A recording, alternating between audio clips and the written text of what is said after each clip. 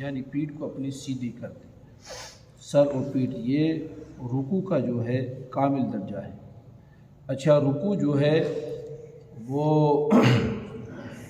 ہمارے نبی صلی اللہ تعالی علیہ وسلم اور آپ کی امت مرحومہ کی خصائص میں سے ہے۔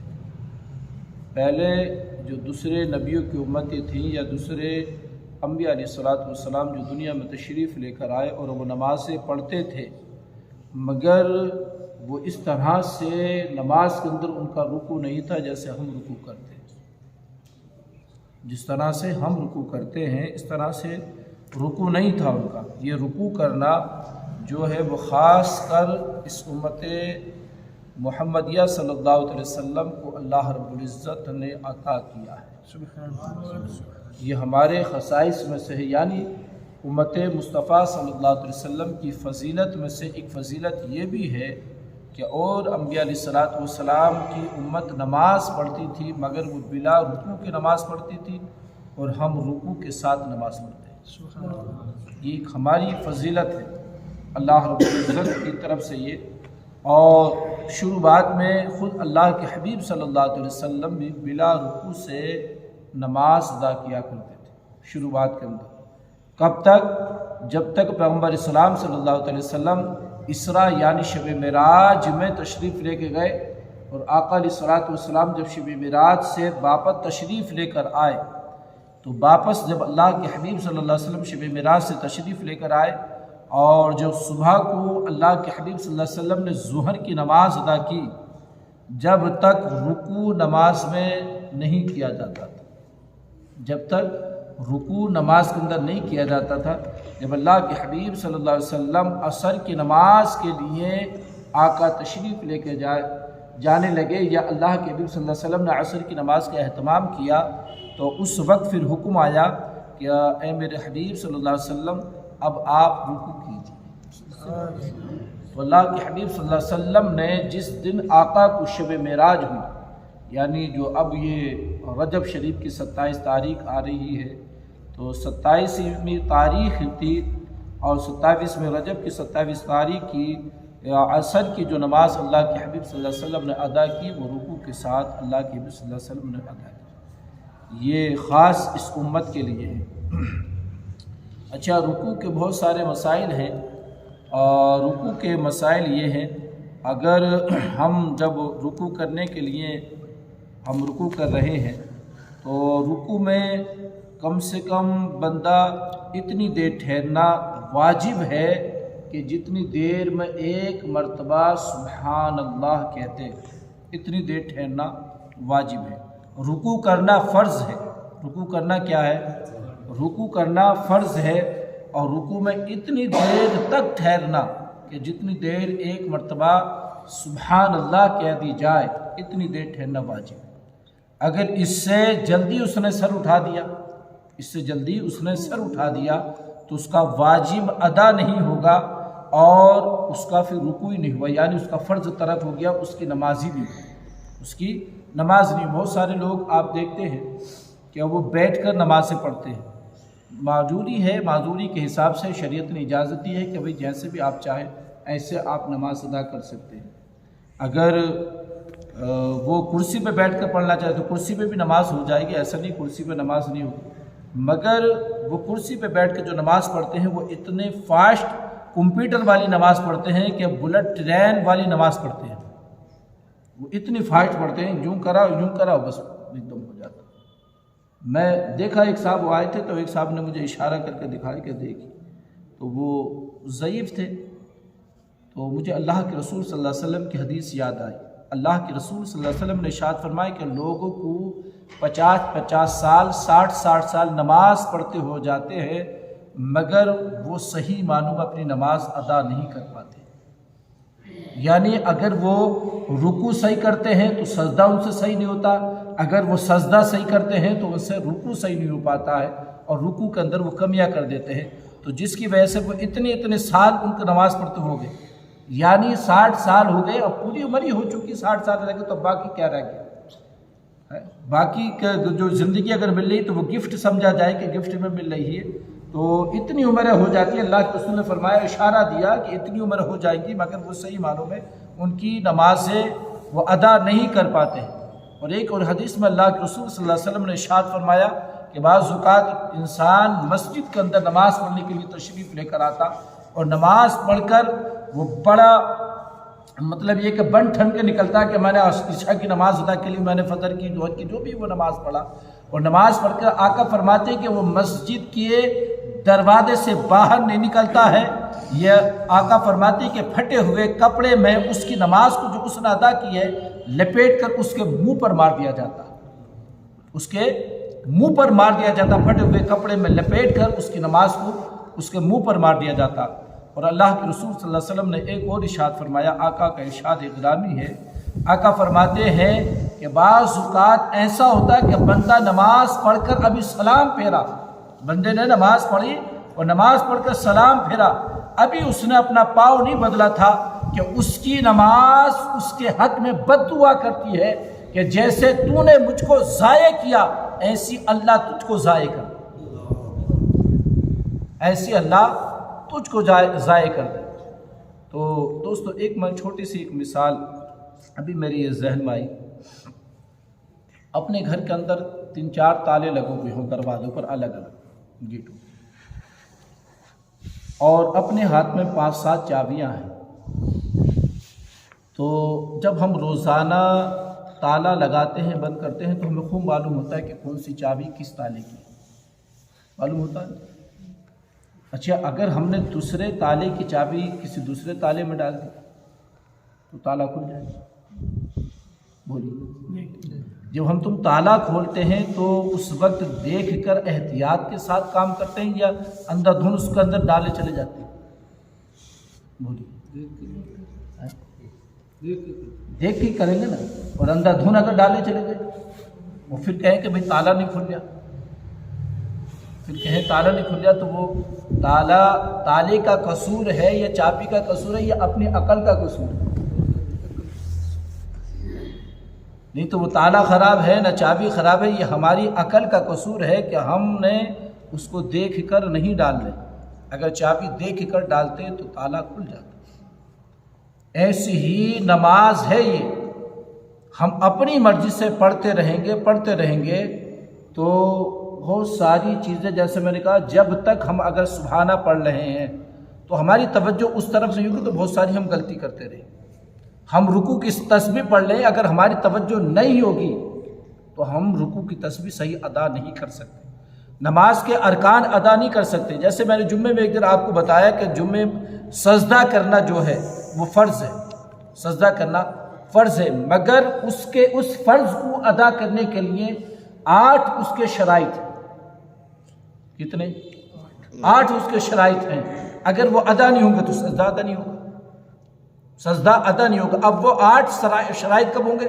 خالی پیشانی زمین پر رکھ دینے ہی کمال نہیں ہے کہ پیشانی زمین پر رکھ دی بات ختم ہو گئی سجدہ ہو گیا میرا، نہیں، وہ جو 8 چیزیں شریعت نے بتائی ہیں اگر وہ نہیں پائی جائیں گی تو سجدہ ہوگا ہی نہیں ہمارا، اور جب سجدہ نہیں ہو تو نماز ہوئی، نماز نہیں ہوئی۔ تو ہر چیز کے کام، وہ دنیاوی کام ہو یا دینی کام ہو، جب تک ہم توجہ کے ساتھ سوچ سمجھ کے نہیں کریں گے اس میں ہمیں کامیابی نہیں مل سکتی۔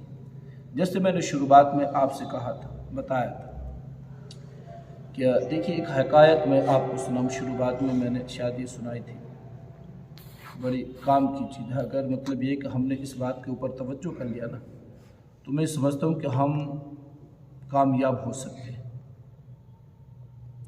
ہم کامیاب ہو سکتے ہیں اگر اس بات کے اوپر ہم توجہ کر لیں۔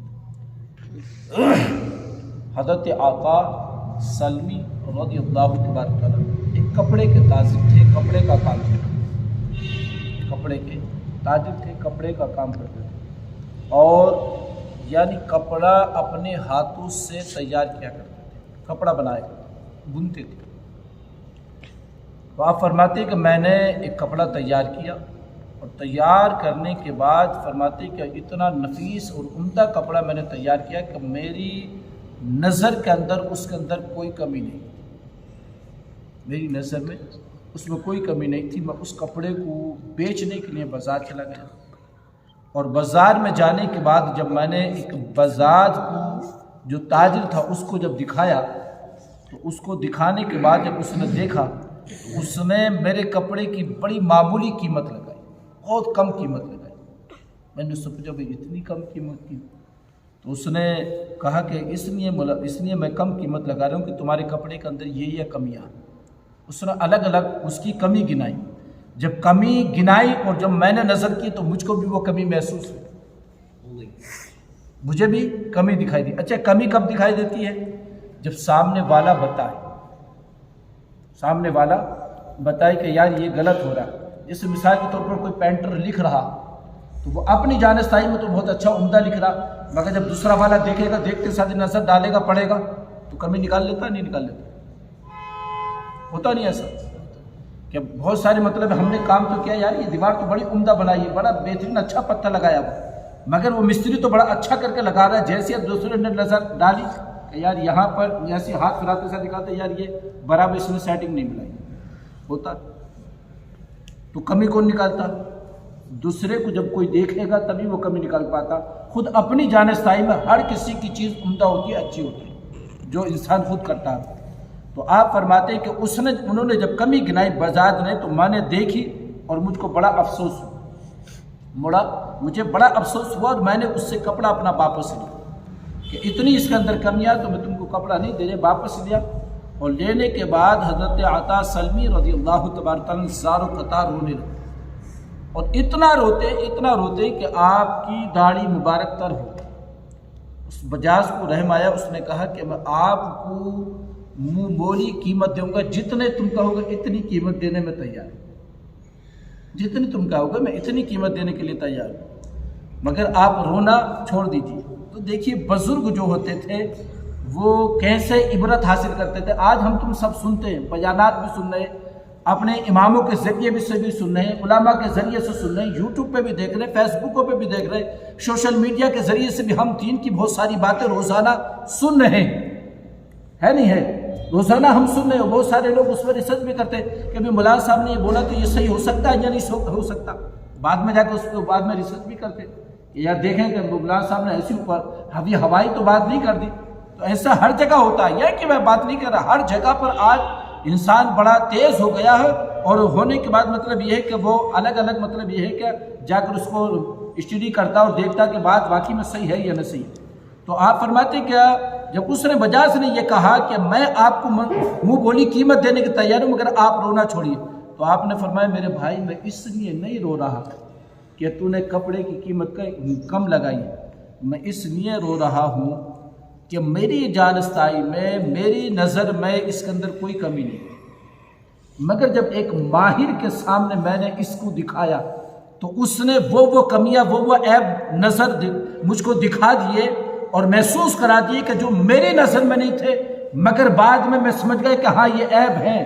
ہم رات و دن اللہ کی عبادت کر رہے ہیں، اللہ کی عبادت کر رہے ہیں، کل قیامت کے دن اس کے سامنے جب ہم رب کے سامنے کھڑے ہوں گے، کیا فرماتے آپ کہ کل قیامت کے دن ہم رب کے سامنے کھڑے ہوں گے اور ہمارے اعمال کا جب پورا چٹھا کھلے گا تو نہیں معلوم اس پروردگار کے سامنے ہمارے اعمال کے اندر کون سے عیب نکلیں گے، کون سے عیب دار ہوں گے اور کتنے عیب نکلیں گے، کتنے اس کے اندر غلطیاں نکلیں گی۔ تو آج تو ہم اپنی غلطیوں کو سدھار سکتے ہیں، مگر پھر قیامت کے دن کہاں سے سدھار؟ قیامت کے دن کوئی سدھار سکتا ہے؟ موقع ملے گا، اچھا غلطی ہوں گی تو پھر اس کی سزا تو ملنی ہے، اس کی سزا جب غلطی ہوں گی تو ملنی ہے۔ تو دیکھیے ہمارے بزرگ اپنی ان چیزوں سے عبرت حاصل کرتے ہیں۔ آج ہم تم سب سنتے ہیں، مگر سننے کے بعد میرے دوستوں ہم ذرا سی بھی عبرت حاصل کرنے کی کوشش نہیں کرتے ہیں۔ ہمارے پاس تو بس سیدھا سادہ ایک جملہ ہے کہ اللہ معاف کرنے والا، سیدھا سادہ ایک جملہ پکڑ لیا، اللہ معاف کرنے والا۔ ارے اللہ ہی تو جبھی تو معاف کرے گا جب ہمارے پاس عقل نہ ہوگی۔ اللہ نے تو عقل دی ہے یار، علماء کو بھیجا نا سکھانے کے لیے، اللہ نے علماء کو بھیجا سکھانے کے لیے، ہمارے پاس عقل دی ہے، اچھے برے کی تمیز ہمیں دی ہے کہ کیا چیز اچھی ہے کیا غلط ہے۔ تو انسان اگر ایک معمولی 10 روپے کی چیز لینے کے لیے ہم بازار پر جاتے ہیں تو اسے 10 مرتبہ پلٹ کے دیکھتے ہیں، اور پلٹ کے دیکھنے کے بعد جب دل مطمئن ہو جاتا تب ہم جا کے خریدتے ہیں چیز، ہے نہیں ہے؟